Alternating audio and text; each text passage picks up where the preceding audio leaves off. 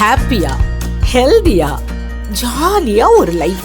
Lanco Harmonia Pavilion Senior Living Apartments at Sri Perambatoor 2 BHK just 49 lakhs. Call 7717273747. நாட்டின் வளத்தை சுரண்டியவர்கள் எல்லாம் பிரதமர் மோடியின் வெளிப்படையான நிர்வாகத்தை கேள்வி கேட்கின்றனர் என்று உத்தரப்பிரதேச முதல்வர் யோகி ஆதித்யநாத் கடுமையாக சாடியுள்ளார்.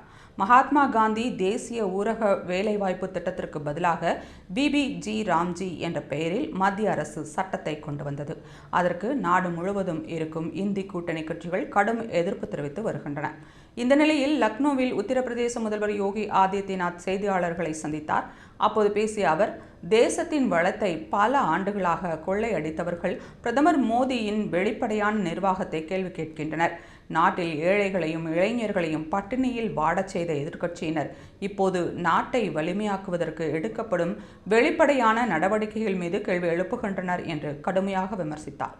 மேலும் முன்னர் இருந்த MGNRGA திட்டத்தில் போலி வேலை அட்டை, தாமதமாக சம்பளம் வழங்குதல், செலவு கணக்குகள் இல்லாமை என்று பல மட்டங்களில் ஊழல் மலிந்து கடந்ததாகவும், சரியான நேரத்திற்கு வேலையும் சம்பளமும் வழங்குவது இல்லை என கிராம மக்கள் புகார் கூறுவதாகவும் யோகி ஆதித்யநாத் குறிப்பிட்டார்.